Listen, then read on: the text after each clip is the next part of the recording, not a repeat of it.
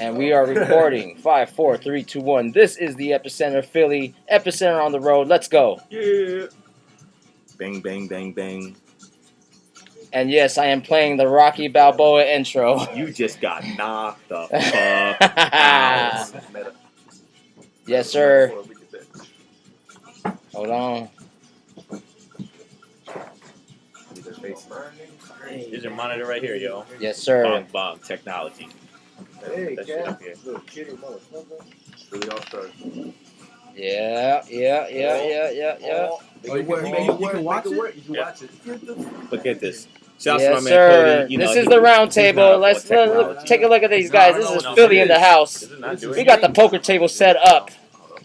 It's me, Rob Nasty, your host for the Epicenter. I'm with my man, the co-host. 1 2 1 2. Scheme What's your Richards, name? the incredible Mr. Fantastic Scheme Richards, live and direct right here. 215. Yes. So we up here in Philly. I took the Epicenter on tour. This is my first night in for the East Coast tour of the Epicenter. And I want to. This is our first Friday night. Usually we're on Thursday nights at 8 p.m. That's Pacific Standard Time. Tonight we're broadcasting live East Coast. 9:30 from the Eastern Standard Time. Let's bring it back to the who's at the table right here. Let's say what's up. The camera's going on right now. They're looking at you, Philly. What's up, bro? Yeah. Pass the mic. Someone give them the mic. Pass it down. Introduce yourselves. Introduce your Scheme. Hold on. Scheme's gonna be last because all right. right here I'm going to your. What's up, everybody? This is Metal. Reptiles Cruise, Section 31. Bermuda Barracudas. Word. What up? Steve Believe, Rep Styles, Concrete All Stars, drinking a high life with Rob Nasty. Yes, sir. On the West Coast, chilling on the East Coast of Philly, and it's cold as a mug. It's brick cold, bro. Biting my face. Right now we're listening to the sounds of DJ Scheme 1. Philly all day. Yes, sir. Who else? Let's bring it back. Who else we got here? Man, Box One. Box 1. AKA Box. He was actually, Box 1 was actually on our first. AKA the Get Money Guru. AKA Terry McGinnis. That boys. Yeah. Philadelphia 215 Philly. Box 1 was actually one of our first Skype guests on the show. He was Profo's pick. You know what's up. And who we got here, right? Yeah. What's up? It's the boy Joe Son. B-boy Cool Ass Stunner. Philadelphia. What's going on, y'all? Yo, word. Duck in there, because they can't see you. Hello, que have me, gente. What's good? This Dirty Sanchez from Dirty Dozen. Dirt What's McGirt. good? You know. Dirtiest. Yeah, I want to give a special shout out to DJ Lee Jones because we're actually in his house right now. Yeah. Center. DJ Lee Jones has been supporting the Philly hip hop scene. They can't see you right now, Metal. Well, You I'm gotta- looking for you gotta- Lee to see if he wants to come say something, but I guess not. They can't see you. But DJ Lee Jones has been supporting hip hop since long before I've been around. So shout out to Lee Jones. Word. We're actually broadcasting live from his house. Thank you, Lee. That's Hip-hop that. actually started in this room. No, his house. Wait, you should have a mic and say that, bro. Where's your mic? It's not working, huh? All right. We left battery. Really? Yeah, Okay. They ain't ready for the Epicenter. So check this out. This is what we're going to do. We're going to bring it. I'm going to start the intro. Hold on. Oh. And we are behind schedule like usual, but it's all good. Let's do this. I'm going to do this. We're going to. Hold on. I think we take our time here. This is a tight show. Yeah. This is on Eastern Standard or Western? This is the Eastern Standard Time right now. Okay. Word. So I'm going to do this. As you know, I have to do this. Google's Epicenter. To go to this.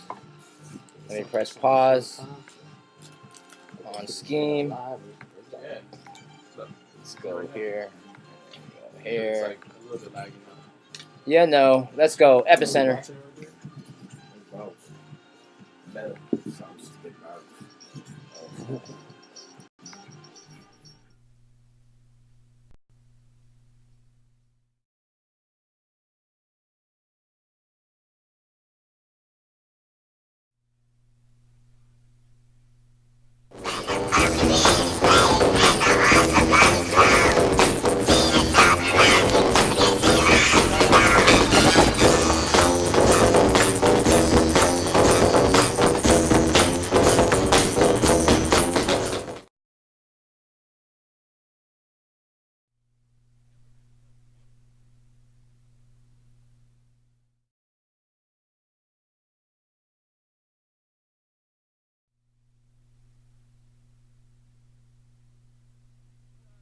We messing up right now. It's all good.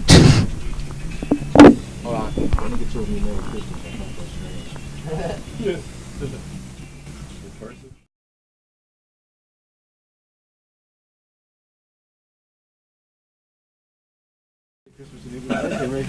Happy birthday to you too, man. Oh my gosh. I'll do that New Year's shit anyway. Be alive, cuz. Money. Yo, you know a real topic I really want to talk about on some DJ shit. So there's a, you know what beat juggling is, right? Yeah. Are we even on? Are we on? We stuck right now. We're stuck right now in broadcasting. This is one of the always things. This is why I'm doing a Kickstarter, by the way, to have better equipment and funding. People show up on time and the equipment's all there. Hold on. No, it's basically. It's not broadcasting voice. It's there's a lot going on. I have to hook up the sound.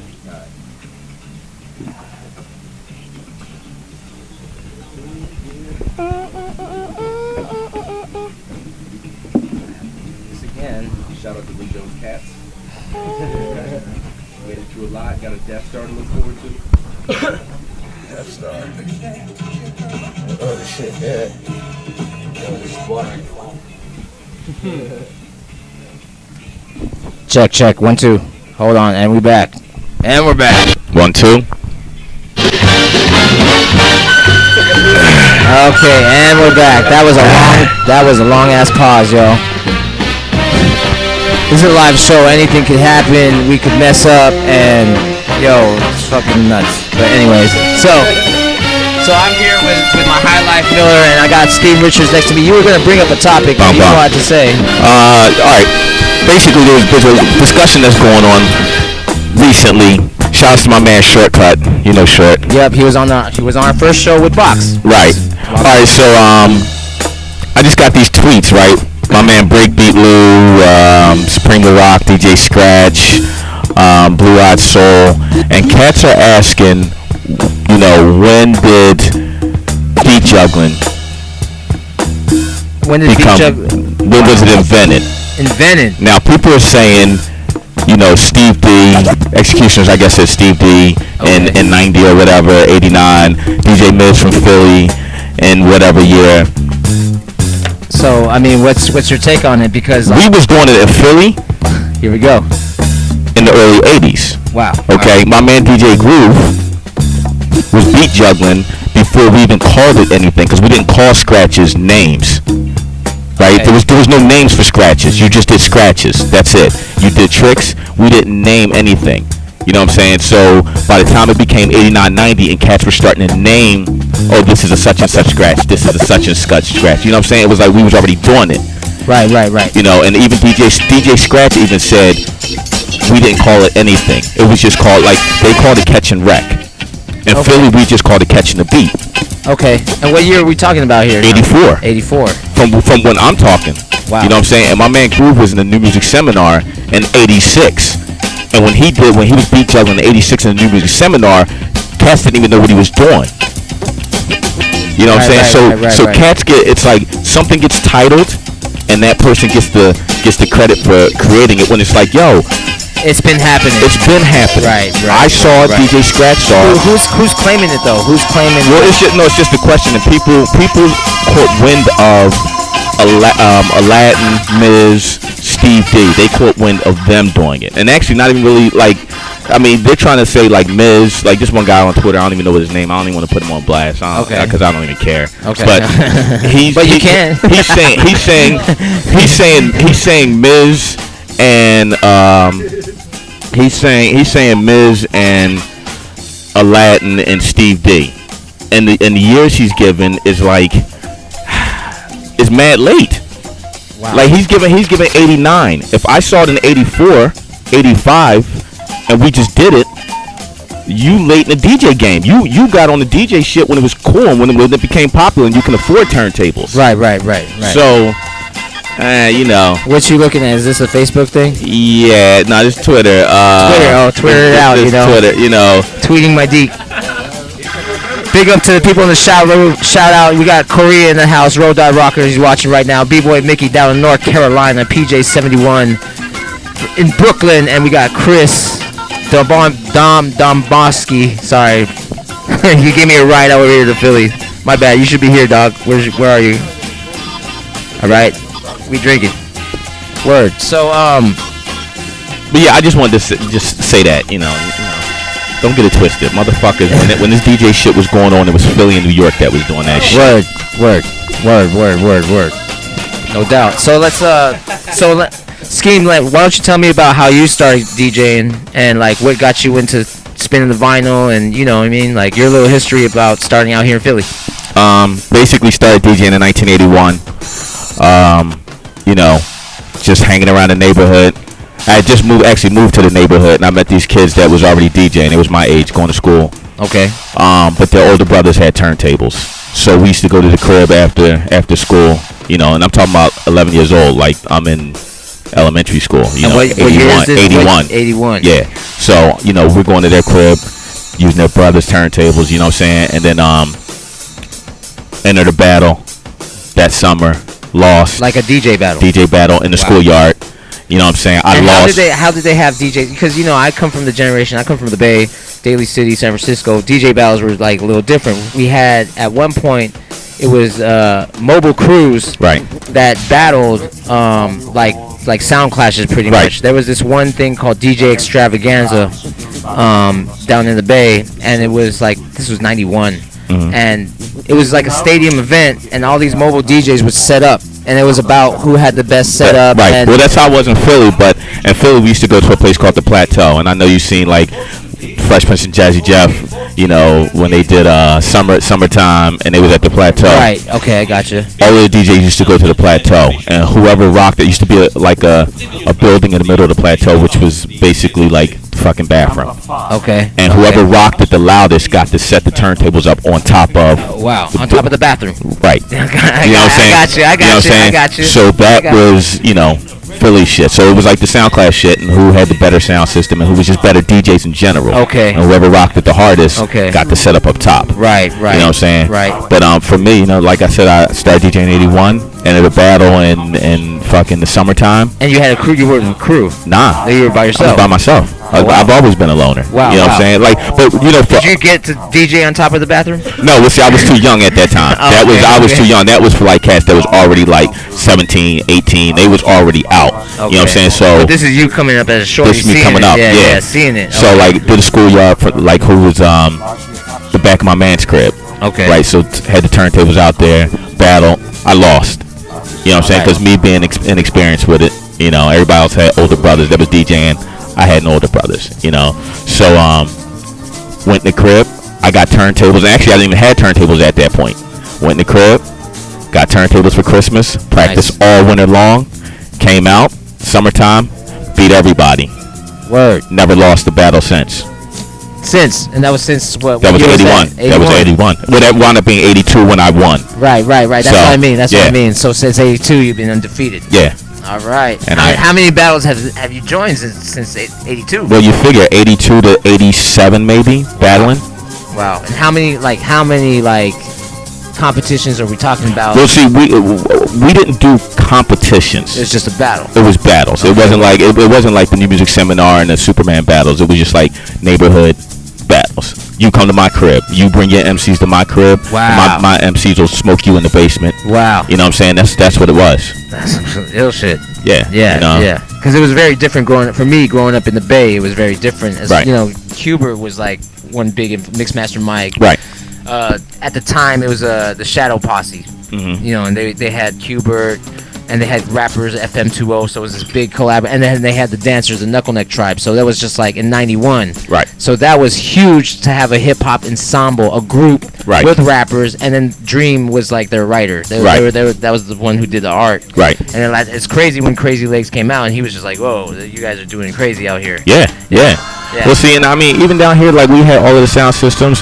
You know, we had Philly pretty much had the illest DJs. You know what I'm saying? Like New York was dope, but like Philly had the illest DJs. You know, we had, you know, even before Jazzy Jeff and Cash Money, we had Cosmic Kev, We had my man DJ Groove. You know, we had like our version of our version of Cool Herc was a dude named Captain Boogie. He was our dude that had the sound system out in the park. Before anybody in Philly even knew who Cool Herc was, we had Captain Boogie. Word. Captain Boogie. Wow. You know what I'm saying? And he was an older dude then. So he wasn't even a young dude. He was the older dude back then. Word. So he was our version of, you know, Cool Herc. And then our bambada was DJ Groove, who was this dude who pretty much like schooled me. Word. You know. Word. Wow. So all right. So like right now you're really known in worldwide really for dropping breaks for b-boys and whatnot. Right. Handling like really covering rare grooves and soul music and stuff like that. When that phase started happening with the b-boy community, like who would you say kind of sparked that off? Because I have my inspiration in mind for like, you know, the whole switch over from like 90s hip hop and electronic music back to like people are saying more the Bronx style of the sound or whatnot. Right. You know what I mean? All right. You know, honestly, for me, first of all, b-boys in the 80s never broke to this fast shit. Right. Never. Right, because they were breaking to electro. They were breaking. No. They were breaking to breaks. Oh, word. They were breaking. They were breaking the breaks in the 70s. They were breaking the breaks. 70s for sure. You know, and it wasn't fast. And even when with like all the James Brown stuff, it wasn't fast. Word. You know what I'm saying? And then of course the 80s. You know, everybody was breaking electro. Everybody watched Beat Street. That's what was going on. In the 90s, on some real shit. For me, 90s hip hop is not b-boy shit to me. Because when in the 90s, when I was going to New York from 90 to 95, going to all of the illest clubs with all of the illest DJs, and every MC was in the club, there was no b-boys in there breaking. Oh, word. Okay. Right. There was no b-boys. So for me, it was freestylers. It was hip hop. Yeah, no, it was just hip hop dancers. Right. That's what I mean, like freestyle. Gold chains. You know, girls with door knockers on. That's 90s hip hop for me. Right. You know what I'm saying? Right, so when I see people, they're like, "Yo, 90s hip hop, that's that b-boy shit," and I'm like, that's that hip hop shit for me. Like that's not that because I didn't see b-boys breaking like in b-boys, not like not granted. I went to Rocksteady University in '92, and cats was breaking to 90s hip hop. But for me, it was like I'm going to the clubs and I'm seeing everybody from an unknown Nas to an unknown AZ to an unknown J. Rule. I'm seeing all these people in the club, and it's a hip hop club. There was no b-boys in there. Everybody was fly. Everybody was rocking Gucci, Fendi, fatigues, door knockers, like that's what it was. Gold chains. So that's the shit. But the transformation, pretty much, I guess you could say Lacey was the one. Yep. Lacey brought back the traditional Bronx style of spinning breaks. Right. And this was weird. I was talking to Lean about that last time he was on the show. Right. He brought the traditional style of what breaking was. And that was maybe like, what year was that? Maybe 97, 98? 98. 98. Right. So he brought that. And then everybody kind of got stagnant after that. And then when I came on the scene is when I completely switched it to the totally different 45s, funk, soul, rare grooves. Cats are actually dancing now. Right. You know what I'm saying? And from there it's kind of been stuck. Okay, so my other question now is like really like when it comes to like, you know, because like me growing up, I grew up 90s. You know what I'm saying? I grew up 90s hip hop. So and I never b-boy. I call it freestyle. Even at the time in the Bay Area, we called it housing, not house dancing. Not house dancing, housing. Right. Like this guy got housed. Right. You know what I mean? Right. Because we were saying that term, but it wasn't in the dancing sense. It was just more in the street sense of like, though, this dude just got housed. Like in the Bay, it was like Filipino and black kids took to that, but it was dancing. It was dancing. This guy got housed or housing, and like it was just this huge explosion of that. But when we were dancing to it, if we were dancing to Frushnikins or what have you, or Tribe or whatever, it was a different dance. It looked more closer to like what Buddha Stretch and Lincoln because that's what was going on. Right. That's what I'm saying. Like people were saying like, yo, we was breaking in that 90s, but that's what I'm talking about. The stuff that Buddha Stretch and Lincoln all them do, that's hip hop dancing. Right. Like that's what we were doing. Exactly. Whether it was New York, whether it was Philly, whether it was Jersey, that's what was going on. Because we were doing it in the Bay too. You were doing the Fila, you was doing the, you know, the Smurf, the Cabbage Patch. You was doing Running Man, the Running Man. Like you was doing that. Like so that's why I was like, so with the whole like that it's like a b-boy music. I don't really think it's b-boy music, although I like it because I that's like my it. era. Right, You know but what I don't consider it b-boy music because I didn't see people breaking to it. Right. And if you were breaking, well, you know what? It's the same way now. B-boys would break the reggae sometimes, and B-boys would break the R&B. So it's like, is that B-boy music? Just because you break to something doesn't make it B-boy music. Right. So if you were breaking the 90s hip-hop, them dudes that was on the stage wasn't looking at y'all and being like, B-boys, Right. B-boys, No, you know what I'm looking saying? at you as dancers. Right, You know, exactly. like You were Big just a Daddy dancer. Kane's dancers. You were just dancers. You were dancers. Right. You were dancers, and it doesn't matter if it was a b-boy. Right, or house dancer or whatever, like whatever you was Because doing. really, in my understanding, it's just like the b-boy movement didn't really happen till the 90s. Exactly. Till the 90s. Right. And it's just like, it's not the purity of Right. like these rough house motherfuckers in New York Exactly. doing it to do it because and you know, because now we have like the contests, we have the competitions, there's prizes, people get flown out, whatever, and it's like it kind of takes out the rawness of what it is to I'm gonna get this guy in the circle, right? And you know what's crazy? Forget this guy. But now it's like everybody has something to prove now. Like back then, it wasn't necessarily like I got something to prove. It was a pure like I'm gonna smoke this motherfucker. Right. Exactly. Now it's like people want to prove. You know what I'm saying? Like, but back then it was like it was do or die. Like I'm smoking this motherfucker. That's right. That's right. So that's right. Right. Cool. What do you got going on? Like, and tomorrow. Talk a little bit about tomorrow the 5th annual 8th Wonder James Brown tribute party in New York City, which is always a good time. You know what I'm saying? Like, I mean, 10 to 4 in the morning, strictly James Brown shit. You know, JB and the Family, Marvin Whitney, Lynn Collins, like everything JB influenced, JB inspired, JB samples. If a hip hop joint sample JB, it's on. So, you know, that's at La Prison Rouge tomorrow, 10 p.m. You know, and bring your dancing shoes. Don't bring your sweatpants, and don't bring the book bag either. Because there's girls there. There's women there. Let's do this. Let's go to this man right here. Give him the mic. No, this man right here. No, I'll field this one. What do you got? It's like, no, go ahead, Steve. Steve, put on Steve real quick. What's up? Yo, what up? How you doing? I'm doing great. Thanks for asking. Rob, how are you? I'm trying to run a show here, and we're messing up, but it's all good. Hey, man, that's the name of the game. Right. So check this out. I have this little clip of you, actually. Please play it. It's actually you ripping this guy at the chain reaction battle. Oh, why can't it be the weekend at Bernie's? I still haven't seen that yet. I don't think anybody's. No one has seen that. I'm not sure. We're gonna watch the battle because this is what I have. We're gonna watch top 17, not 16. So Steve, like, tell me a little bit about your history in rep styles, and you know, I mean, we'll pass the mic, but I have a clip of you. So. All right. What? So he's whack and he's white. Dude, I told you I'm not black and white. That doesn't make sense. It's crazy. So wait, tell me like how long, cause like you helped me get workshops out here in Philly. This man hooked me up, by the way. Thank you very much. I love you pleasure. for that, brother. Thank you. Oh, we get the pound right here.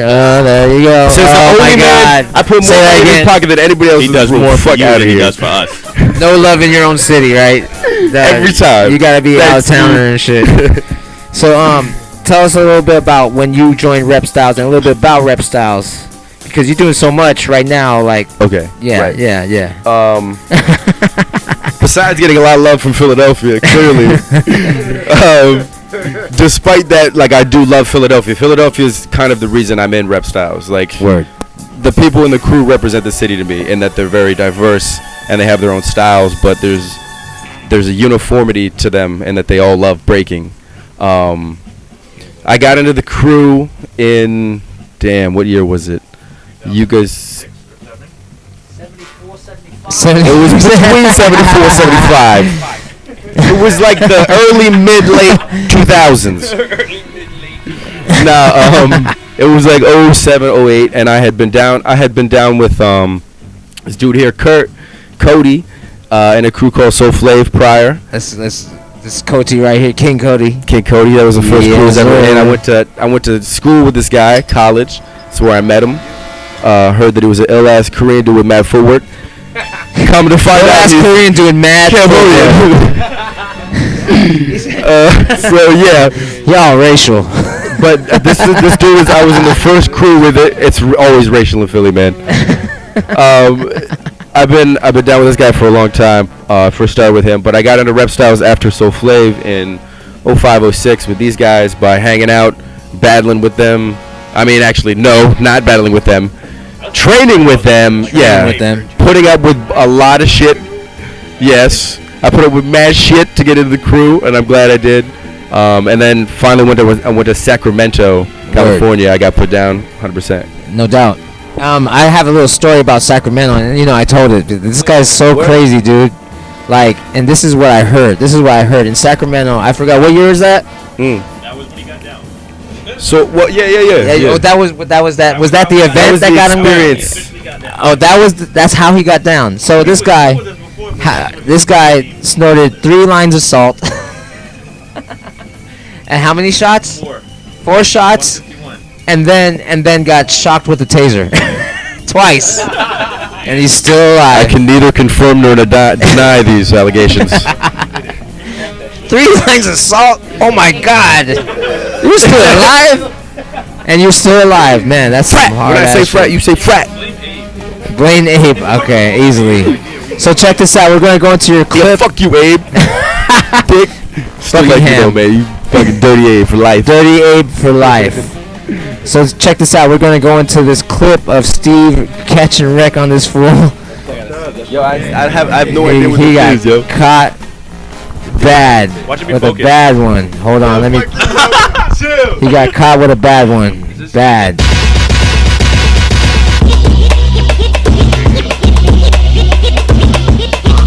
Alright, this is Metal here commentating. Oh, I wasn't here this day. Go ahead, comment. Oh yeah, here you go. Here's Curtis. So we're gonna watch this whole clip. AKA Cote T. Is this the right one? Oh yeah, this happened in DC about how long ago? About 2-3 months ago? Oh, is there an actual girl there? There's a couple. We're all ciphering, and you know how it happens.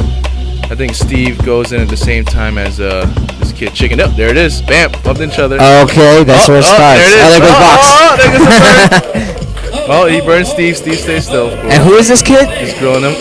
His name is Chicken from New York. Gives a little shove right there. Steve. Wear that jersey right and represent it correctly. Oh, he does.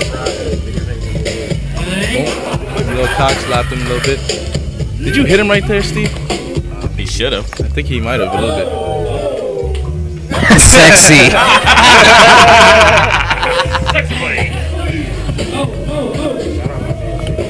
Chicken. He's from New York? Ooh, that caught a bad one. Sorry. Oopsies. Yo, that fucking W looked like a broken leg, though. Steve, you got dikes for joint on? Dude. Dick Dude. Woo, vicious. Maybe if you would have wore fucking Gary Maddox and shit, you would have had a little more soul and flavor. Yo, your work got better. Oh shit, Steve. You should be commentating on your own shit, brother.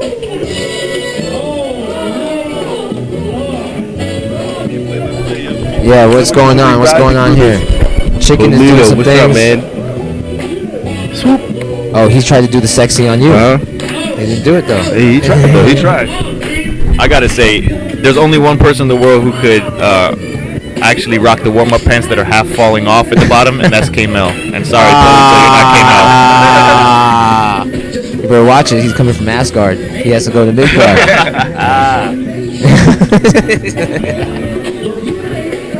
Bonk. There you go. Zoom. Boom! Check that out. Nice. Suicide. He don't even need a tan. Go ahead, Steve.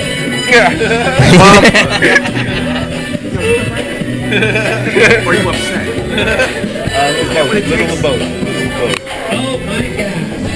Oh! He did good. He's gonna feel that tomorrow. Oh, here it is. Here's a spin. Right now, no one knows where he's going right now. He doesn't know. And he pulls out a trash can and oh my God, it's right trash, and it's and it says trash right on the side too. The whole place is over. crazy. Let's bring it back. Let's bring it back. That was incredible. Hold on. Let's bring it back. Crazy as bird. Let me bring it back. Let me bring it. That was incredible. That was What a jerk! Look at this guy. No, you know what? That was incredible. You know how good? You know what that is right there? You know what that is? That's down rock in the closet and shutting the door.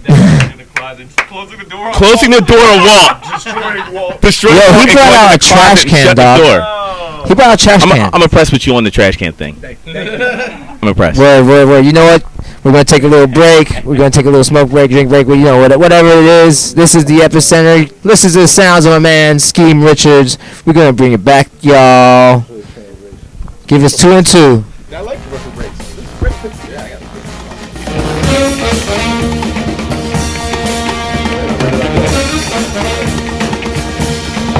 I got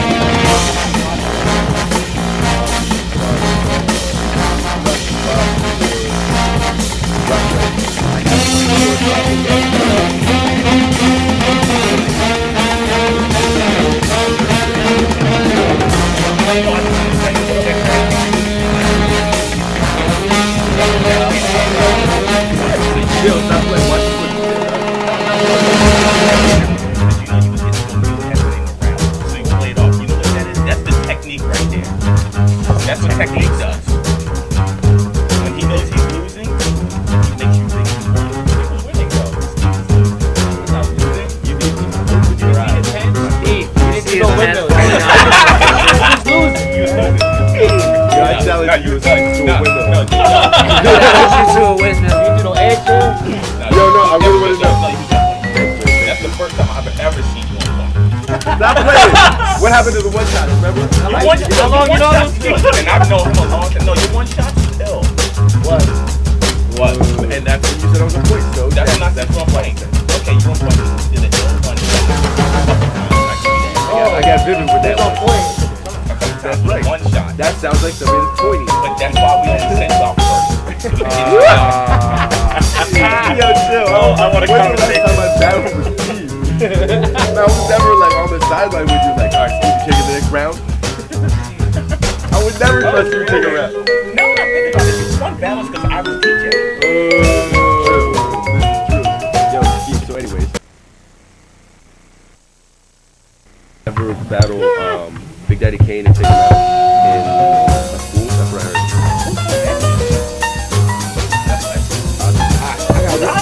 I got a real question. when you spit at battle, right? Did you ever like Nah, I won't do that, but I won't give you good shit. If I know you're last. I won't waste good shit on you.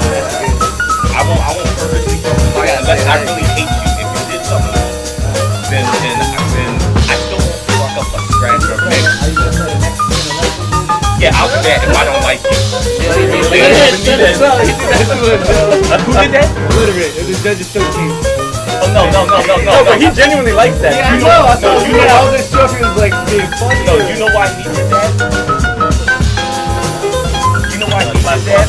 Because he didn't have enough beats and he didn't want to waste beats. That's why he did that. He don't have enough beats.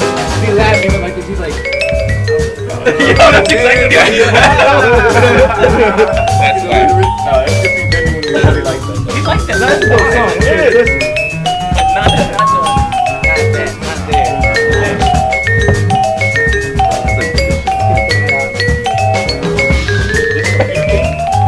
What's this then? You want to make this song? Hey, Joe. Right there, I'm about to like Yeah, actually, about the first time I saw him. Did you want a battle the first time I saw you?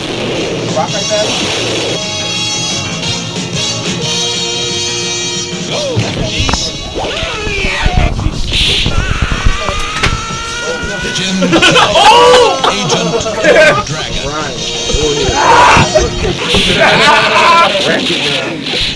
maybe not.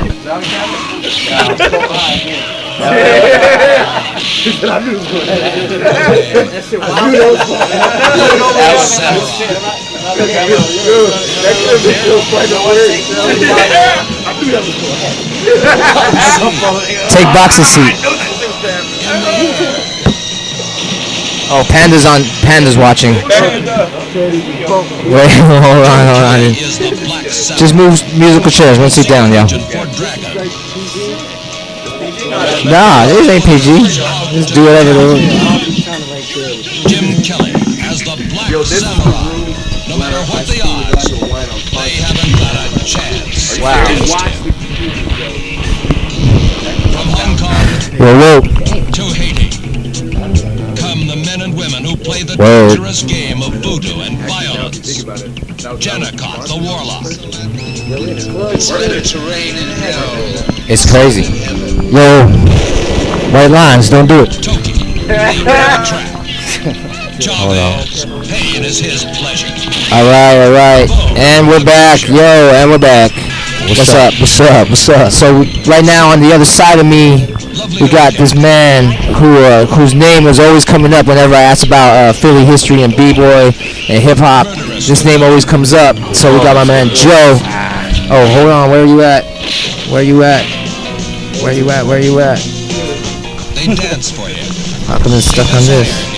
Stuck on this man. Hold on. They die for him. What's going on here? Pines. Which side is he?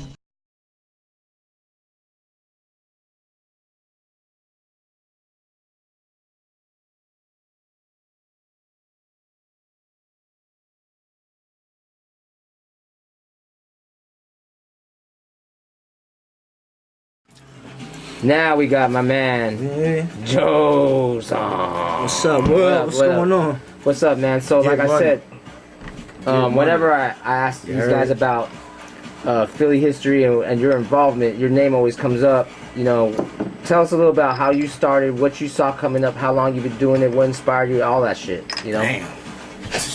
I mean, first when you started, what, you know. I mean, like starting. I don't. Not to be specific, but my mom told me she saw me breaking in the toy store like in like 85, you know what I'm saying? I was probably like 3 years old and shit. Right. I don't remember it like that, but you know, fast track to like high school was pretty much where I started getting back into it. I actually I saw it in a graph tape. It's a Philly graph tape called On The Go. On the go. They had shout out to Espo. Shouts to my man Espo and Ari. On the go. Alright, respect, dude. Yeah, they had the classic Saturday Night Live footage. It was Kenny and Crazy Legs doing the thing. Was that the David Letterman or? Yeah, exactly. Right. Okay. Word. That and I forget. I think it was J-Ski maybe. He was scratching, and they just kept. Gave me a flashback to like what I remember from back in the day. So yeah. I think the first time I really saw it in action that was like really inspiring to me was going to the club in Philly. We used to go to Shampoo. And I was like a late 90s, 2000 b-boy spot for a while, and yeah, going there I met a lot of people that I looked up to and first got my first influences from, and yeah, it was club. I started in the club. That's what it was. Whoa. Hold on. Chill. Hold on. All b-boys should start in the club, plain and simple. If you started breaking not in the club or not on the concrete, Shampoo was the shit. Yeah, Skim held it down. Shampoo was the shit. Tools, definitely. Yeah. Shout out to Existence, the one-on-ones out there. Yo, you know what's funny? Like I told you this. I think I told you this, Joe. When I first saw you break, you was my favorite b-boy in Philly. Yeah. On some real shit. Like, you was my favorite b-boy in Philly. And I was like, yo, this dude is fucking bananas. How's that, man? That was fucking rock right. Fucking 2000. Why do you think I got down first? Yup. Yup. I got played. Yup. Yo, I always get that card, man. Everyone gets my card, and it's like, Joe Son. No, it's not. Or they be calling me like, yo, that's Uki? No, it's not Uki, cuz I'm not Ruckus, like, I'm not Metal, I'm not Nasty Sam, I'm not... What's up, Sam? I'm not Joe Son either, don't get fucked up. Tell me your involvement with like the whole rep style shit. Well, like, who started that shit? I'm learning history. Rep styles, but I witnessed the birth. You know what I'm saying? In this white guy's living room. With all these guys. You know what I'm saying? Because rep styles like it started in Philly or Jersey? Philly. Who started rep styles? Yeah. Okay. We gotta talk to this man right here. The original members of Rep Styles. Fuck. Me, Knuckles, Adrian, Raul, the little guys that Raul was hanging out with, like Ikis, Did you say the people in the park? Estilos. Yeah, it was everybody who was in the park. So basically, if y'all remember, when New York came to Philly for Rock Right, Floor Phantom and what's his name, Poison Dragon or whatever came. Right. And then after the jam, Jay Spin was battling. In Rittenhouse. In Rittenhouse Square. That shit got personal. Yeah, it got real personal. People were like, almost to the point throwing blows. I'm not gonna lie. I battled Knuckles that day. Yeah, that's right. Knuckles was wearing a necktie, he had short hair. Wow. And I was dressed like a little punk. Wow. Real? No, we were off on the side, right? Like, honestly, like, the people who knew most about breaking, these guys, Joe, Jay Spin, the cats from Philly that we looked up to, they were holding it down in Rittenhouse Square. We were just off on the side. All right, so right now we're going through some Philly history. This is like basically 3 generations. All right, we got Metal and his squad, and it was my generation, the Club Hoppers, and it was all old heads. You know what I'm saying? Cricket, shout out to Cricket. We got Raph, Zeno Zine, right? We got Jay Spin in the building, Zen One. But wait, I gotta take it back before that, cause Philly's original B-boy. Oh, you want to do it? You know the rest of the history?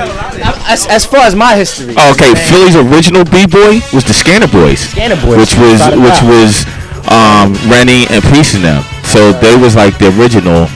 But you can continue on. So who we got? We had Cricket, we got Raph, Corey, we got Zen, Jay Spin, Corey. Shout out to Corey, Hardcore, Adrian, Raul, Alberto, Disco Dan, Spit. Shout out to Spit. Spit been holding it down since day one. Then who else was out in the club? Down Rock was in the clubs back in the day. I feel like I'm missing a lot. Hussein, shout out to my crew, Eldar Flav. You know what I'm saying? They's original pioneers too. You know what I mean? We got Epic Flav, Ride the Virus, Flitz. Shout out to Flitz on the West Coast of LA, aka Turbo. Yeah, I said it. You know what I mean? It's out there. And the rest of the squad that was out there rocking with us, man. Dom, you know what I'm saying? Also, B-Wax was out there too at the time. Napalm, Dom Key, UFO crew. Damn. ETC, yo, shout out to ETC. Yo, respect, man. Y'all did y'all thing back in the day. I think they won a Rocksteady anniversary. Cool battle, you know what I'm saying?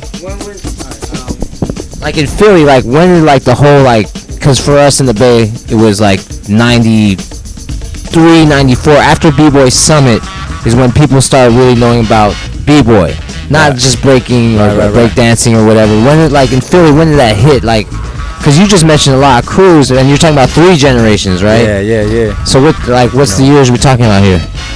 First generation probably go from 96 to 99, and then my generation picked up 99, 2000, 2002, you know what I mean? And then y'all cats started coming in 2004, right? 2004. We were and late on, in the game like that.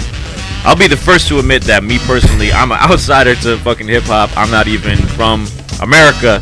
So when I first came here, when I first came to Philly, these guys and everybody he listed, it was a fucking blessing to go to Shampoo and just see. Joe was the first person I ever saw break in person. Period. You know what I mean? We had long hair.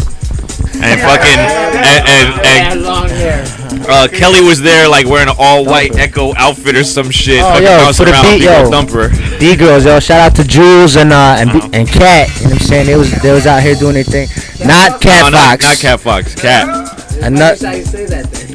because Steve is a red bearded Shabba man. Yeah, Jules and Cat was doing their thing back in the day. They was smoking dudes in the club. You know what I mean? Always kept it fresh. You know what I mean? Matching headspin hat with their kicks and One Love, Adidas suits and all that. So yo, respect to the big girls from Philly, man. yeah, man, these guys have been putting it down in Philly for a long time. So like Rep Styles came in 2004. I pretty much kind of listed them. But yeah, I mean, like when we came on the scene, it was like we had been heavily influenced by the Philly style. We didn't know anything else except what we saw in the clubs, and then whatever was popular on VHS tapes and shit like that when people had tapes and like stealing footage, borrowing footage. So yeah, that's it. You know what I mean? And we've been around ever since then, diversifying style. Ow. No doubt. So let's talk about the next generation, because we got my man Box One up in here. Oh shit. Yeah, because like he was Protho's pick on the first Epicenter. He was Protho's pick, because we do segments. This is on the road ghetto. Like I'm on a fucking Volkswagen Bug, the Love Bug, heavy the Love Bug quality shit. So I mean, like, you gotta talk into the mic, man. Oh, I'm sorry. Don't apologize. Stop being a bitch, yo. Yo, look, on some real shit, Philly always had that b-boy mentality, man, from day one. And everything we do, from graph to rapping, DJing to breaking, whatever it is, man, we always had that b-boy mentality. So, like, you got major artists coming out of Philly, though. That's for real. Yo, State Prop, you know what I'm saying? Chain Gang, we're doing the damn thing, you know what I'm saying? If y'all don't know about that, get on that, you know what I'm saying? Yeah, so who else is coming up from the next generation? Let's go down the list of like the next generation that Philly has that really like bringing it up. Shout out KRS, my man Breeze, my man Native, my man Cody, DK, Nick, Classic, he 360 flavor. You got Maka, you got Josh, Maka, Josh. Yep. Yeah, I mean, I don't know if H would be next generation, but he's ran with y'all. You know what I mean? But all them people coming up right now, that's really all I see. Word. And like, I mean, like, how many of y'all, like, from your generation to your generation influenced your generation? You know what I mean? That's what I'm talking about, because, like, this is the round table pretty much of, like, we're looking at the face of Philly, like, b-boy style, and you got Scheme right here, you know what I'm saying? And it's just like, this is like, if you're here, this is what I see. I'm seeing the generations right now, aren't I? Yeah, right? pretty much. Yep. Right? Am I right? Bang, bang. Yeah, give money. Word. So what's the so like as far as Steve, are you organizing the most right now of what's going on as far as just like who's I the think one? there's a lot of people organizing right now. Yeah. People like jams. People are putting jams together quite often. The quality isn't always high, right? But people are organizing more. I do a monthly event called Second Sunday, which is different dance styles like house, hip hop, breaking, all styles. But in terms of like events, the Gathering has been the most consistent event on the fucking East Coast. The Gathering since is like 14, 15, 16 years old. It's like 90 the 90s and shit. Yeah. So like, for a long time. Wow. But yo, to clarify, for me at least, I came to Philly for school to go to Temple University in 2001, and that's when I met this guy. And then like the next year, I met him when Kurt took me down to the Gathering, and I saw this dude in Shampoo as well. But the first b-boys I saw was like Joe Sun and Mark and Drew, and I just remember them fucking killing it, and me bringing a girl with me and me being like, okay, I'm not going out, you know? But look at you now. That's right. Surrounded by trash cans. See, you know what, people? I was trying to ask these guys for like a month. These guys knew I was coming for a month, and I was like, "What's a good footage for like some hot Philly footage of some people?" They couldn't give me right here. So I put on this guy. He's talking out his ass right now. Listen to him here. Oh, the footage. Yo. See, now you saying shit now when I was asking like 2 hours ago. There's plenty of not. There's a lot of classic battles in Philly. Yo, but unorganized b-boys, unorganized. That's what. There is one thing I want to add about the Gathering. Yo, Steve mentioned the Gathering. A lot of people mentioned the Gathering. I challenge anybody out there to find an event like the Gathering that has all four elements of hip hop, MC, DJ, Graph, and Where's the footage? I'm supposed to show that footage for y'all. This is Philly. No, I'm just saying, there's no event that I know of that has been going on with Just all go of that together. shit going on the same Just room. go. for Just as long go. as the That's what gathering, y'all saying. period. Just go. Right? If you type in the gathering, you'll find something. But Yeah, but this is my show. You won't find anything What's quality. put But you guys on the show? You know what I mean? For real, like the gathering is probably the most realest, rawest shit. I mean, everybody's come down here and everybody's been shook. When was the last time you went to a jam and you was shook? Me? Shook by who? Shook just to go in and I never. Robert, you from the Bay? You from the Bay? You ain't never been. I'm gonna tell you, most cats. Paul Ski was from the Bay. Most people that came down here. Right. Most people that came to the gathering was shook. Most people that came down here that had the battle, and the best of them been that Rocksteady's been down here. Tex come down here, all of you, Zebra Mott, everybody would come to the gathering every month. Cats would come from New York just to the gathering every Thursday. Every Thursday. Every last Thursday. Every last Thursday. Cats would come down here. This was the place where it was like, yo, you don't know what's going to happen. Okay. And it was some raw shit, and it was dark. Sounds like fun. It sounds like fun now because the game is all PC and all nice. Oh, that's why it sounds like fun. It sounds like because technically there hasn't. We're talking about years. Because there hasn't been a jam where you walked in and it was like, oh shit, Cats is really going at it, and ain't nobody friends here because ain't nobody practiced together in the same spots. These little cypher jams and shit that's going on now. They're not really like. That's not the gathering. That's like, hey y'all, we're throwing a cypher jam. Like, come on. This was some shit where it was like dope DJs, dope writers painting, you know what I'm saying, dope MCs and dope B-boys, and there was mad circles going on, and everybody was ill. It wasn't, and it was like this is not that generation. It's not that generation, and this was like you never knew who was walking in the door. Now you kind of know. Oh, you're online. Oh, I'm going to San Diego to go to the jam, or I'm going here to go to the jam. Before it was like you're showing up unannounced. Yeah, I like that though. To get in the ciphers. Oh shit, that's like that's a padlock right there. That's a padlock. You wasn't just getting in like that. You know what I'm saying? And nobody wasn't scared to give you the elbow. Took my ass in there somehow. Well, you would have happened. But you know what though? No, you know what though? But you're a little short. You're a little short. I'd be a calm motherfucker like, I'm in the middle right now. Who got it? Like, yeah, there was none of that. And honestly, the last event that I saw. You know what I'm saying? Like that shit don't go on. That's the hardest stage. Okay, Philly is rough. I heard that. Philly is rough. There's no easy shit. Like, you know what I'm saying? Like as a DJ, you get booed. Like as an MC, you get booed. As like a b-boy.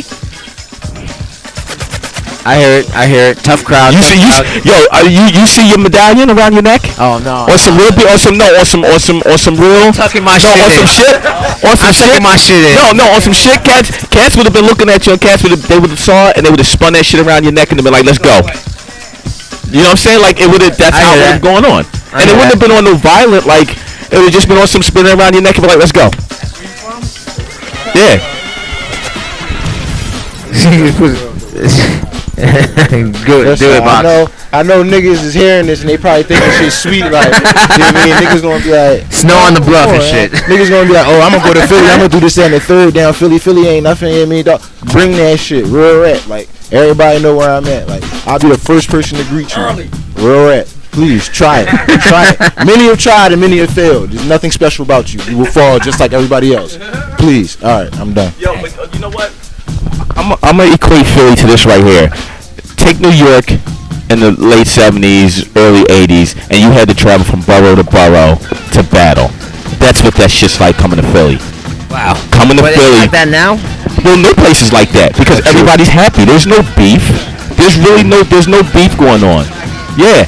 There's no beefs. Like there's no beefs. Everybody comes, you battle, you shake hands. There's no like I'm walking in the door and I'm the most hated motherfucker here and I don't give a fuck. That's a different era though. I'm talking about a different era. That's a different era. But that's what I'm saying. That's what that hunger was about back then because Cats was on some shit and it was like, yo, like as a DJ on some real shit, I love being hated by everybody on the fucking scene. I love being hated by like other DJs. Because for me, coming from where I come from, it's always a battle.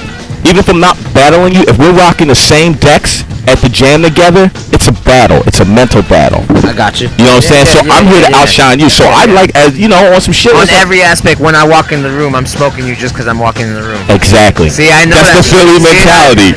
So, no. I'm from old school. Come on, man. I ain't one of these kids that we're talking. No, you understand. That's like I'm sure my man PJ, he understands. He understands. He actually went out to smoke. He's like, peace, y'all. I'm gonna burn. Yeah. he knows. But that's the shit. It's like nobody walks in with that like arrogance and that attitude now, because right now it's happy. A bunch of collegiate kids, though. You understand what I'm saying? Yes, it is. A bunch of collegiate kids. College b-boys is like, I think I'm going to go. No, not even to shine against myself, is I'm going to go to Rob Nasty's workshop. Right. You know what I mean? When growing up, it was just like no one showed each other anything. Okay, you know what? So I think we should segue into that topic right there. Okay. How do you see? Because you taught you didn't teach people shit back in the day. No. Back in the day, growing up as a dancer or battling, we didn't show anybody. You didn't show anybody, right? Yeah, we kept it to ourselves of what we knew. So how do you think that has affected the scene? Oh, it majorly affected the scene. Majorly affected. Majorly. So the people that are into what they're getting into now, as far as like what a b-boy is and whatnot, is a homogenized version. Right. Like really generations changed it to now it's just like, I'm sorry b-boys, but some of y'all some punks out there, and like, it's like I asked this one kid in Minnesota, and like, because right now it's all competition based and athleticism more, right? With the big events and stuff, right. You know what I mean? I asked this one kid while I was in Minnesota, because he was a younger kid, maybe like 19, 20 or whatever, right? And like it came to a point where I was talking about their generation compared to mine, where kids, he even broke it down like this. So what you're saying, Rob, is that us b-boys now, we act like we could fight, and we act like we could dance. And I was like, yes, that's how much it broke down to. Right. That's how you act like guys, like, they'll do incredible shit, spinning on their neck fucking 15 times or whatever. You know what I mean? Yeah. But then when it comes to the real essence of the battle or whatnot, right, they act like they could dance, and they act like they can battle. But let me take it or fight. But let me take it a step further. I'll handle mines in the hood. I don't give a fuck where I am. But let me take it a step further. People say like, okay, the essence of battling, and that's Profo's in the building. Yeah, this is low budget Profo. Yo, like so when you right. When we talk about battling. When we talk about battling and cats being, b-boys and all that, and everybody's talking about ciphering is the real thing. Does anybody who's on this like heavy cipher shit realize cats wasn't breaking all day like that back in the day? Nah. Cats was going to it was in and out, and they were going to the clubs to dance with girls and to drink and to get high. That's right. If a battle broke out, a battle broke out. That's right. Those are real b-boys. So what is this whole thing like? You have to cipher to call yourself a b-boy? Because I know mad b-boys that enter competition. But you know what? But it's promoters trying to it's promoters trying to create that condition. They're trying to recreate it. Yeah, but you know what? You will never be the same. You can't recreate it. Right. So I agree. It's the same thing. I don't like the term. I don't like the term when b-boys are like, I'm going to a jam, because a jam is a party. Okay. Right. A jam is a party. Right. Yeah. All right. Yeah. So sure. You're going to a cipher. There was no such thing as a cipher jam. There was no such thing as cipher. No such thing as a cipher jam. If I'm with my boys, right, and we were at the club or whatnot, or the dance or whatever, right, we would have our circle, and then whoever came in, right, it's fucking Shark Tank, right. You're the bait, boom, right. Yeah, we take care of you, whatever. Exactly. You know what I mean? So I'm like, yo, b-boys, real b-boys went to the club to dance with girls, right, to get high. But what I'm saying, that's not that era now. It's not the era now. They're looking online.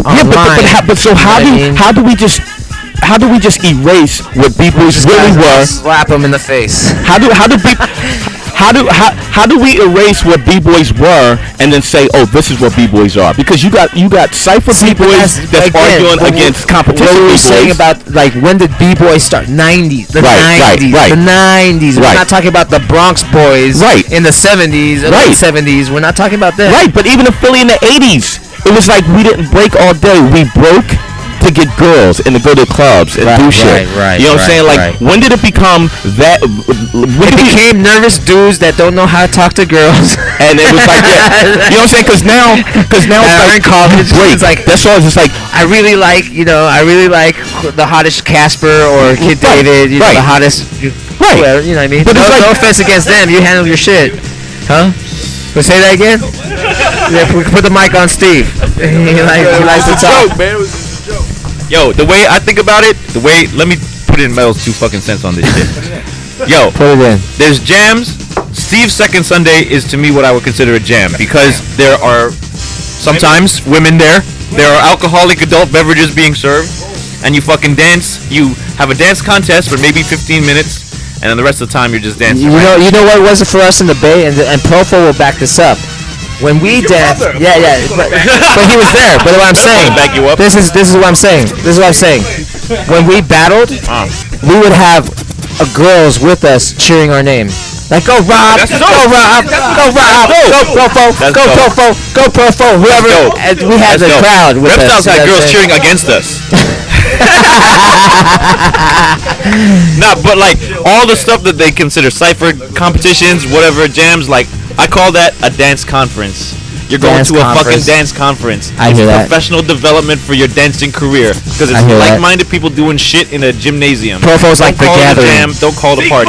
Profo's like the gathering. See, this is my first time. Yo, this is my first time in Philly, y'all. So this is my first time. So, you know, new experience. I'm learning everything now. You know what I'm saying? Profo's been out here a couple times. Well, you should have sent Profo. Why are you here? Send the experienced one out here. Shut the fuck up. Fuck. Yo, but it's all Steve's fault. Now, from now on, we have cypher dancers and we have competition dancers. True. We don't have cypher b-boys and we don't have competition b-boys. We've got cypher dancers. And we're breaking hearts out there. You know, we're breaking hearts out there. Yo, you told me to go in there. You wrote the script and said go there. I didn't write no script. Maybe that's a problem. Yo, shout out to motherfucking Brooks Jones. Brooks Jones got a text with this motherfucker. We forgot to list him in this shit. Orlando Bloom in the house. Orlando Bloom, wow. See, this is like, I'm getting history from y'all. That's why I'm asking y'all. I'm getting history from y'all. I don't know. I don't know. I see you. I see you. You know, the first time, you know, I see Box, you know, first time meeting Joe. And all these guys mentioned your name, bro. All these guys. You know what I mean? That's how. You know what I mean? You know what I mean? So what's your? Which part?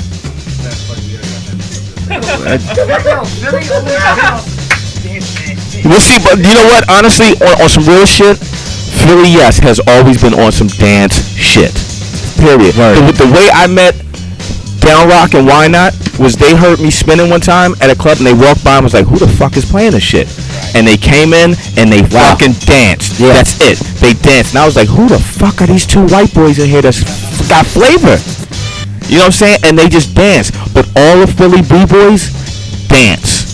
Yeah, they break. And yeah, they nasty as shit. But they fucking dance. And you can take them to the club and they can two-step with a girl. That's a real B-boy. That's what you got to do. That's a real B-boy. You know what I'm saying? So, Philly's always been on that shit. And then we just influenced the world. See, that's funny because it's like, I mean, B-boy, like, really, on a general term, it's so loose. You know what I'm saying? It's loose. It's loose. Because no one's regulating. Right. That's why. Because a car is a car. Right. It's an automobile, but it's a car. Right. A B-boy has become anybody who calls himself that. That's true. That's very true. And there's a lot of people who could say, like, I'm a B-boy. Oh, really? Right. Then they don't know what it entails. Right. I practice every day. I'm a B-boy. No, you get smoked just by me standing there. Right. It's over. Look at Proco said. I'm about to tell my people fucking really dance. Okay, see. I'm about to tell my Lance story. Yo, a while ago I had some people come up to me, some young cats, be like, "Yo, Lance isn't a B-boy anymore. He doesn't break. I never see him break." And I'm like, yo, Lance may break. Lancelot, yes, Okay. Lancelot says 31 rep styles. All right. I'm like, he might break once a year, period. But in that 10 seconds that he breaks, he's 10 times more b-boy than half of these toys out here who are practicing every day, who are like putting their whole life in. See, you're breaking hearts care right now. because Lance does not care. Right, He'll still smoke right. you and make everyone laugh Right. at you. Anyway, shout out to Lance, 31. Yo, I'm really sorry if feelings are being hurt right now. You always hurt feelings, Scheme. It's all good. I'm just saying. Just do it. I don't give a fuck. We have the international. But yo, I gotta say the illest place of all places is the fucking Bay Area, though. Nah, we fell off, bro. Well, see, this is my Bay. If my Bay Area people watching, we kind of fell off because everybody moved to LA. The reps moved to LA. The only ones we got left is like me and Profo and the Renegades. You know what I mean? Well, guess what? And there's headhunters and like they're trying. Everyone's trying to come back, but the quality of the next generation, you can see the quality of the next generation. This is what I'm saying. We got Box right here, Maka. You name it. He named like a whole list. Right. I only got a few people that I could name from the Bay. I'm sorry, a few. See, I'm telling you, he's in the Bronx. He's in the Bronx. Joey Green's in the Bronx. See, I'm telling you, like every time I'm going to the Bay, it's always been that feeling like, oh, this is that shit. The Bay's everything always... in the Bay is all styles right now. Okay, who's in the Bay? Wacko. Wacko. Right. Mikey Disco. You might have Mikey Disco, and like we're the old timers though. Right. That There's stuck no young around. That generation. stuck around. The newest kid we have is pretty much Wacko in that sense. Right. Because Wacko's a beast. Right. He's a beast. Shouts to Wacko. I taught you everything you know. That's my student. Wacko's my student. Oh, he's your student? He's my student. What? He's a beast. He's a beast. He's a beast. But like, can I name anyone else in my section of the world? Not right now. Wow. You know, not right now. I mean, there's a couple heads that are coming up that started in the last 2 years, and they're coming up. Right. But then there's a whole generation missing. Like, we have no 25-year-olds repping like that. You know what I mean? We got little 18, 19 kids coming, you know what I mean? And the young kids are repping, but it's because everything's becoming like all style and stuff like that. It's taking away the element of they're kind of confused. You know what I'm saying? Right. And this is more popular on TV. Yeah. So see, you know what? I look at it like hip hop wasn't meant for everybody, and breaking wasn't meant for everybody. So it's like the people who gravitate towards it, that's who it's for. You know what I'm saying? Like, if everybody's just confused, it's like, yo, it's not for you. Right. See, even Profo's like back in the day, b-boy meant hip hopper. Period. For us, it meant if you said b-boy, you were a hip hopper. Right. Well, see, but you know what though was crazy? Because when I think of 80s MCs, they all called themselves b-boys. Right. Because it was just you was a hip hop dude, like you know, you was a big girl, you was just a fly girl. You was a hip hop dude. That's it. Yeah. Right. I agree. But now it's like specified. A b-boy is someone who wears this kind of clothing, or we all have. Can we talk about the clothing? Sponsor. Oh, by the way, the Epicenter is sponsored by the b-boy spot. Shout out to the b-boy spot. By the way, can we talk about clothing? Shout out to the b-boy spot. Big up the next one in the b-boy spot. Okay, let's talk about clothing. Let's go. We got we gotta wrap it up probably like 11 or so. Let's talk about the clothing. Let's talk about like the b-boy wears. Right now I'm wearing my knockoffs from Payless Timberlands. Let me show them on. Wow. It's winter time, dog. Wow. They're not even tan. They're not lugs. They're not Tims. I admit that shit. I go Payless. Right. I'll pay less. As long as it's simple. It's simple. You know what I mean? It's not like shit's trying to be like Nike. Good. You know what I'm saying? It's good, but you know what? Though? What's up? We would have never rocked that shit in Philly. I'm just telling y'all. I'm just saying. I'm just telling y'all. I'm just honest with my shit. I make it look good. Make it look good. But let's talk about like the look of the individuality has been lost. I mean, individuality has been lost. And on some real shit, like on some real shit, b-boys in Philly don't look like b-boys around the world. Okay. They just rock some fly shit. Like I look at you and I look at Profo. Y'all don't look like with the prototypical. No, I've been. You know what? I'm gonna tell you what in the '90s when like in 2000, I tried to MC. You gotta understand. I made beats before. I've opened up for Hyro. I've opened up for Black Eyed Peas before they were Black Eyed Peas. Right. They're at Bad Clan, and like when I used to dress shit, I would be like low life. Yeah, that would be my shit. And that's I don't have the money for low life right now. I'm just saying, but that was my shit. That was my shit. But what I'm saying is like I look at the B-boy in the 70s. By the time the early 80s changed, 84, 85, that look was not that look. It became the look where it's like, okay, Slick Rick is out, Cats is wearing Dapper Dan, MCM, and Gucci and Fendi knockoff suits. You know what I'm saying? And it was like, it went to that, and it was like, now we're rocking fat gold chains, and we're rocking real Gazelles, and we're rocking, you know what I'm saying? Like, we're wearing Gucci 84 sneakers. Shit got fly. Yeah. But I'm saying, that was b-boy shit. That was hip-hop shit. That was hip-hop shit. Shit, what about Polka Dots and Kwame? But it was still fresh. Cats have really Polka Dots and Kwame was that was super fresh. But even Fatigues when DOS Effects in the 90s, and it was like, yo, Cats is, but I'm like, what happened? Like, now everybody looks the same. I mean, but like, who you never pointing fingers at? Like, whose styles are we looking at? No, when you go to jams, everybody looks the same. Like, there isn't that when you went to jams before, there was like, damn, this dude's rocking red Lee jeans with such and such shirt, with a Latigra shirt. That dude's rocking blue Lee jeans with a Azad shirt, a Lacoste shirt. He's an Azad. But now now it's like everybody's got the same look. There's no like 10. Track pants. Okay. Say that again. No, say that, Metal. Say it. I'm sorry, but you're wearing a dress shirt, a mock neck, right? Which is something that you're gonna wear to go out to the club or go out to someone with swishy pants, right? With swishy pants and sneakers. Right. At least throw on some jeans and Wallies with that shit. Please. Who do you blame for that? We blame Storm for that. You know it's the truth. Big up Storm. He's just fucking hard. Like, come on, he got the footwork. Do whatever he wants. I respect. Like, I know mad cats that like kind of diss b-boys that rocked Air Maxes, but I'm like, yo, Air Maxes are fresh. Yeah, but see, you know what? You got the pro kids. You got the pro kid dudes. That's mad pro kids, and that's all they wear, because they're like, this is b-boy shit.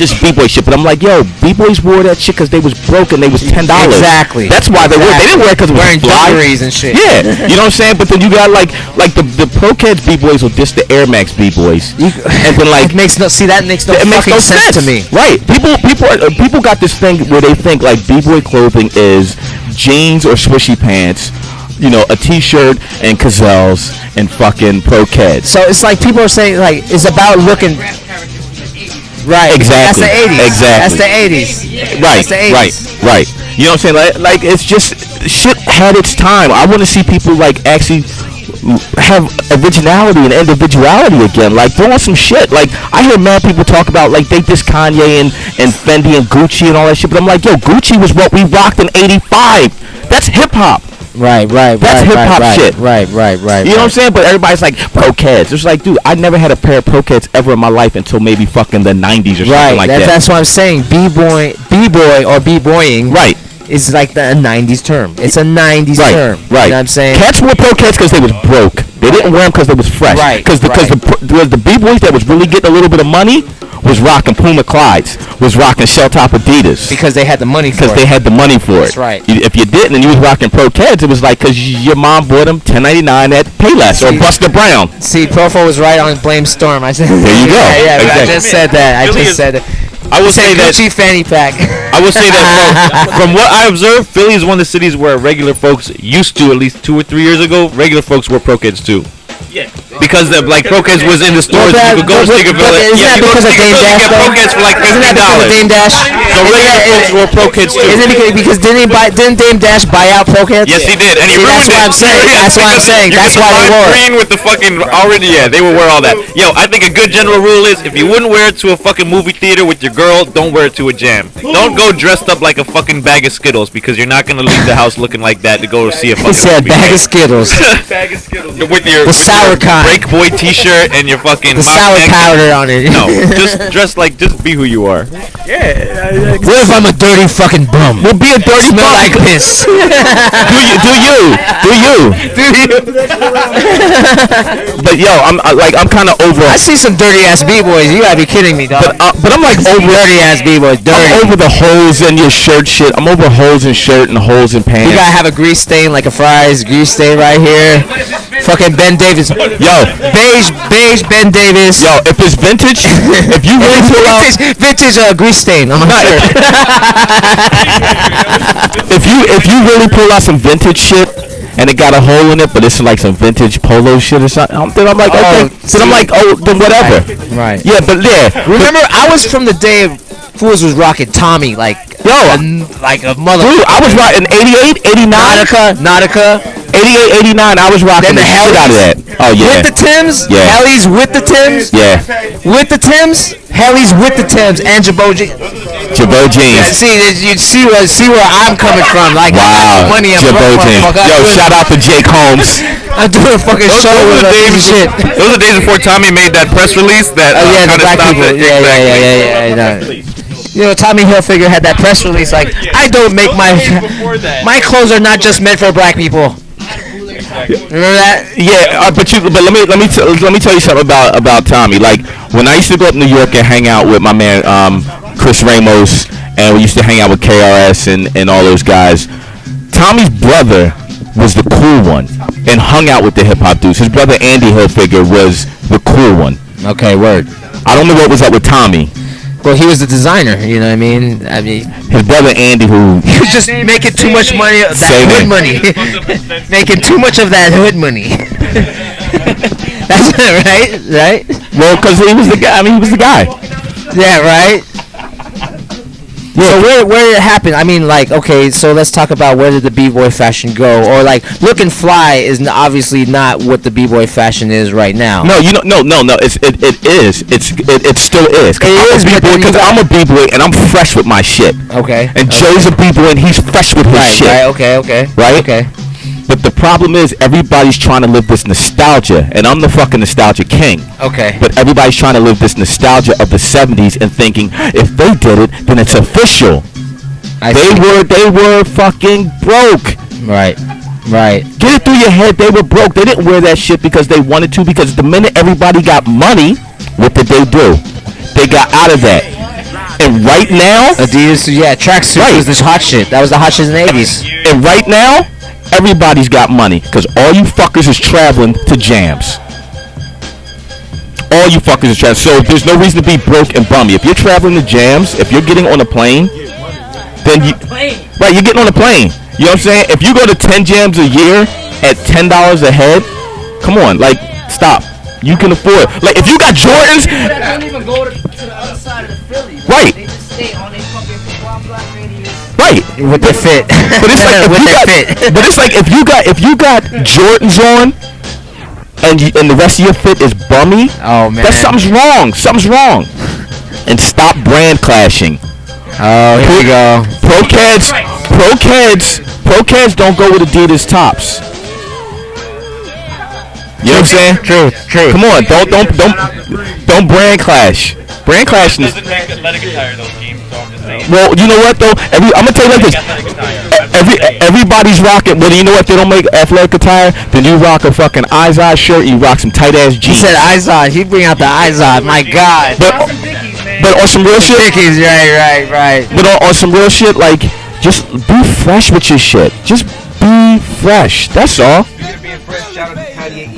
Kanye East in the house. Where is he? He's not there? I want to give a shout out real quick to the RDF and Burn. What's up, people? Yo. Here's another little metals tip for you. One more excuse why you cannot be. You should always have something nice on, because I'd like to think I'm pretty good at this Buffalo Exchange game. You go to fucking the thrift store, you buy something for 50 cents, and you sell the Buffalo Exchange for $8. Boom. You got free clothes right there. You take the store credit. Yo,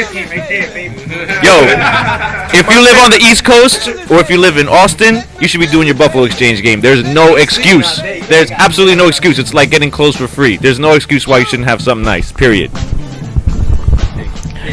Everybody's dance with girls. No, but you know what? All hip hop dudes, hip hop is just about being fresh anyway. Right. So if you don't have fresh shit, can you really call yourself hip hop? So this is the thing with the kids now. They don't understand hip hop. That's true. They don't understand hip hop. That's true. How can you teach it? You know what I mean? You can't teach it. Hip hop has become the general term for everything. True. Just like b-boying has become the general term. True. You know, fucking DJ has become the generic term for Pauly D and everybody else right now. You know what I'm saying? It's become the generic term. So it's like you can't really teach it. You would hope you would lead by example. You would stop watching Star Wars and stop watching B Street and be like, oh shit, it's fucking 2013. Right. Or at least be like, shit, it's 1990. Let me listen to Das Effects and put on Fatigues and Tims. That was my generation. And then work your way up a little bit. Work your way up. Work your way up a little bit. You know what I'm saying? If you scared to step up to this realm, then at least start at 1990 and just be like, yo, I'm gonna just rock Fatigues to the jam. A b-boy that comes and rocks Fatigues to the jam, I'm respecting. That was like, but like that's some 90s shit. That's 90s shit. That's rocking it with some fucking Dunks or Air Forces. Exactly. I mean, exactly. You know what I'm saying? And that's what I'm saying. Like, yo, rock some Fatigues. But they don't have. These kids don't have that. They don't have that. They don't have that. No. But they see like, for example, they'll see Kid David wear something. Yeah, but the thing is, by the way, biggest and baddest clothing. Biggest and baddest clothing. Shouts out. But that's what I'm saying. Watch by the Epicenter. But look at. I'm gonna tell you who are the most fashionable dudes on the scene. Kid David. True. Cause he's fashionable as shit. Right. Sponsored. Right. Huh? He's fashionable. Like he's the shit. And then Rock's right. Or because you know Rox is always Rox is Jordan man. Right, that's what I'm saying. Rox will rock a whole Jordan fit. Oh, well, yeah, but we know. He has the fit, though. You know, he makes the shit match. Yeah, I know. Yeah, we know. He's saying this, but I'm just saying like the people. But I'm saying like the people that. Talking about the handsomest b-boys? No, not handsome. Like, no, we're talking about fits. We're talking about outfits. What I'm saying, everybody. When I say fashionable, and not to leave people out, but mad people want to dress like David. True. And that's why I mean fashionable. Because you know somebody wears a Gucci suit and Jay-Z wears a Gucci suit and everybody's like, oh, let's rock. Everybody wants to be David. You know what I'm saying? Rocks cats want to dress. You want to know the truth? You want to know the truth? In my opinion. Wait. Let's see what Steve has to say. Say Yo, Steve. real quick. The crew that has been freshest every time I've seen them is IZM, Infamous Zebra Mob, and also real quick, shout out to Izzy, rocking polos for life. Man, and immaculate, E fresh, E swizzle, always fresh. One example of why IZM is dope is because last time I saw Beds, my man Bedrock, he was rocking the traditional Indian garb. Word. Jake Holmes from DC. He has a question. Right. Jake Holmes from DC. He's asking, what does Scheme think of Ramine's fashion? I haven't seen Ramon in a while. But you know he's he's into the native aspect. I know he is. So but see, understand. That's his original shit. I respect him 100% because he does what he does. He rocks it. It's the same with the dude in Star Wars who was rocking at the skate rink and he had the dashiki on. Right. That was his shit. That was his shit. True. You know what I'm saying? Isaac Hayes. Right? That's his shit. You know what I'm saying? Like, I respect that. That's like Kenny's look wasn't Leg's look back in the day. Kenny's look. It was Kenny's look. Kenny's look, yeah. You know what I'm saying? Like, everybody had their shit. And Frosty was older and he rocked his shit. Everybody had their own shit. When I first saw Legs, his style was kind of like I think he had this like either they were white jeans with the white t-shirt that said Rocksteady, and he had the old school, no, not bell bottoms in '92. in '92 when I first saw him in person in the Bay Area, rocking the old school Superstars. But then his fit was like no one was rocking it. No one was rocking. That's it what was I'm just saying. a t-shirt and jeans. Right, but it looked right on him. Exactly. And that's what I'm saying. His shapes when he broke was breaking. Yes. Yeah, and Little Caesar, you know what he was wearing? What? He was wearing some baggy pants with peace signs on them, with a like drabby like maybe a Carl Kanai maybe hoodie type thing or cross colored type hoodie. Yeah, with messy hair. Yeah, but see, that's what I'm saying. It's like each individual has a style. Head spins like a motherfucker. You know what I'm saying? Little Caesar. Yeah. But yeah, like Remind, like that's his shit. Like there can never be another Remind the way he dresses because that's his steez. True. You know what I'm saying? Like so. He borrows his stuff from native stuff because he's into natives. He's been in Montana. He's native. Right. Yeah. He's Filipino native. He got a lot. He's a mix. That's in him. Yeah. Right. That's repping him. So if a fool dresses like a Remind, you're like an idiot. Cause like. Exactly. You know what I mean? Like, exactly. I dress like my favorite b-boy. Right. I dress like Spider-Man because I like him. You know what I mean? Oh, I know. Yeah. That happens. You know what I'm saying? That happens. Like the vests. The vest was crazy, right? When the vest was crazy. Yeah. And like I was, from what I've been. Now, like a leather vest trying to look like an outlaw, though. You know what I mean? Right. It is what it is because, like, like for example, when Ness does it, it's honoring the outlaws. Yeah. So there's purpose, but then for a while, you know what I mean? Like they were going outrageous. Yeah, because it became fashion. Right. It became fashion. Right. And it's just like you couldn't rock a vest in the West Coast with like certain banners and stuff like that. You couldn't rock that on the East Coast. You couldn't because you can't do that in Philly. You'll get fucking mopped up. To the Wheels of Soul. You can't do that in Philly because honestly, in Philly, the Wheels of Soul and all them gangs, they don't give a shit about no b-boy shit. They don't even know what the fuck b-boy shit is. They don't give a fuck. Right. You know what I'm saying? So it's it became hip hop fashion. But in the real world, in the big world of things, Philly, they don't give a shit about that. Right. You dress like a you wear this shit. You better be about the shit. Yeah, you better be about the shit. Right. Yeah. So that's why I'm glad no one rocks like vests like that anymore. Like people are staying away from it. Yeah. Stop that shit. Oh my god, I got one. I'm not rocking it. Yo, somebody said. Keep that shit on the wall. Don't wear that shit to the chair. What's this? B-boy Mickey says I have a question about the Gazelles. Gazelles. What's the question? Why Gazelles? I guess why Gazelles? Honestly, why Gazelles? Because somebody probably saw their grandmother, their grandfather rock. No, seriously, that's how shit ever happened. You saw your grandmother, you saw your grandfather rocking some glasses, or you saw them rocking something, and you look like a Jew, and it just looks fresh. My only gripe right now. Yeah, am I lying? I mean, we all had them. We all had. I wore Gazelles with like a members only jacket. Right, but this is my gripe with the Gazelles. This is a serious gripe. In the 80s, right? We was broke. Word. We weren't poor. We was broke, or at least I wasn't poor. Right. Right. I could buy the O and the R. You know what I'm saying? Like, but we were broke as hip hop kids. We were broke, but we were real Gazelles. Right. There's more money in the world now, and people are traveling all over the globe, but they wear fake Gazelles. That's not hip hop. Because as hip hop, we only wore official real shit.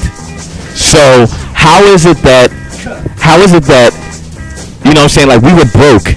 I mean, we were broke and we had the real shit, and now everybody's got money and everybody buys the fake shit, and it's like they're rocking it. They don't want to spend the money. They don't want to spend the money. They want the look, but they don't want to spend. They don't want to spend. I admit, I don't want to spend the money on that shit. Right, you don't want to spend the money, but the thing is, it's given to me. I rock this. You rock it, but that's like everybody. Like back in the day, if you had an Izod, but the tag was cut in the back, we knew you got it from the it was a regular size. So you used to get checked for having an Izod that was in a regular size or had a defect because it wasn't legit. You got it for cheaper. Exactly. Yeah. You know what I'm saying?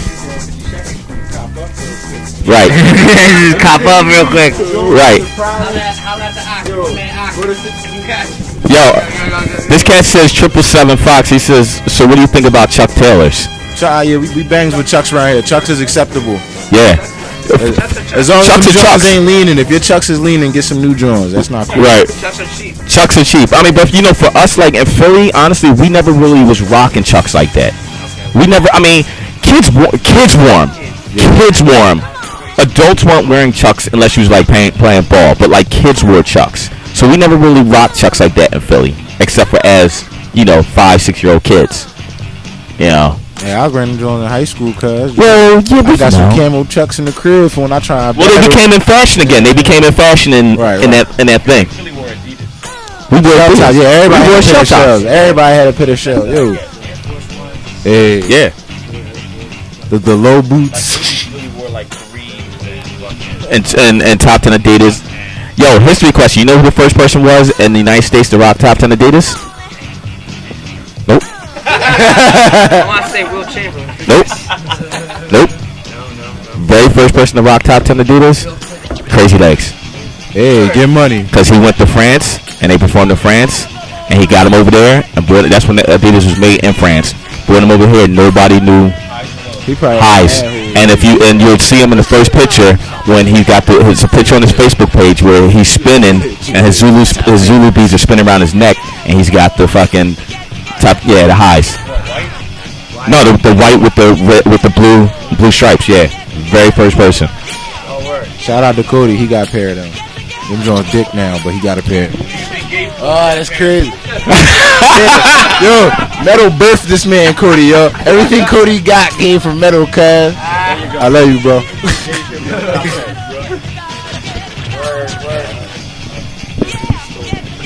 We're coming to that time.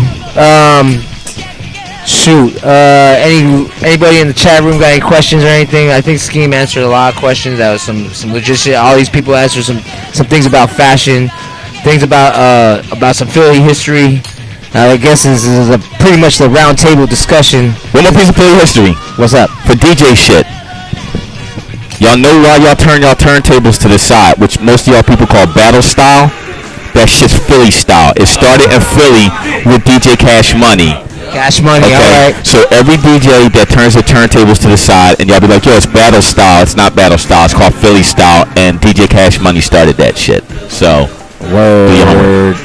Alright, one more question. So Mickey, again, from North Carolina, Vietnam. I know about Fat Laces is people back in the day, but they don't have money much. Okay, this guy's learning English. One pair of shoes and just... I guess he's asking about Fat Laces.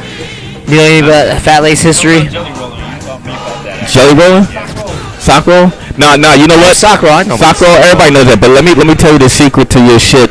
And this is old school. The only person who know about this really, I think, is Poe One. Poe, when you got fresh Levi jeans, do you know how you get them not to run on your fresh white kicks? This one, I've never heard of this. You've never heard this? No. I've never heard this before. You wrap your pants leg in tape, so they don't run on the inside. Wow. And I'm the only one who still does that. I think Poe does it, but I still do that to this day. You know what I'm saying? Like, he Metal knows, like, I keep a roll of postal tape so I can wrap the inside of my pants leg so it don't run. That's old school shit right there. Learning tricks of the trade here at the Epicenter Roundtable Philly. That's what we're calling this one. So guess what, y'all? You know what? I think it's that time. Any last shout-outs from Philly? Philly, you got any shout-outs to the world, man? Shout out to fucking Rock Island Breakers, Bermuda. Chill. Everybody in my crew, you gotta name them, man. Knuckles, Pete Nasty, Mighty Mouse, Mantis, Johnny, Lance, Ed, all of them. Yo, shout out to Rep Styles, Eldol Flav, ETC, Logistics, KRS, Soul Flav, All in One, Concrete All Stars. You know what I'm saying? What's up? Original Kicks. Dirty Dozens out here. You know what I'm saying? Session 31, Rock City Crew out here. You know what I'm saying? Wherever the fuck this guy talking. Nah, Scanner Boys. Yo, like big respect to the history. Yo, Rennie Harris Pure Movement. Rennie Harris, roll out. Word. Shut the fuck up. History here, y'all. See, I don't pay attention to B-boys. Fuck B-boys. Anyways, I love y'all. You know what? We're gonna sign off. This is the Epicenter. This was a roundtable discussion out here in Philadelphia. You know how we do. This is Rob Nasty. I am signing out of the Epicenter, y'all. Peace. Remember to check us out on the Kickstarter. We need your financial support so we can run a better show. Get people paid. Get people paid. That's what's up.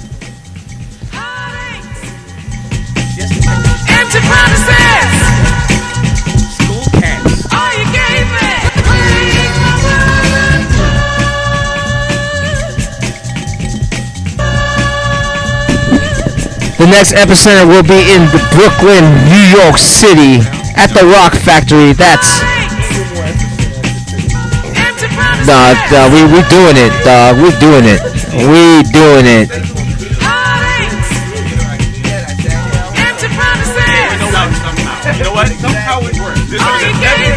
This is a roundtable discussion out here in Philly. The Epicenter will return on Thursday, January 24th, out here in Brooklyn, New York City. We signing out from Philly. Peace.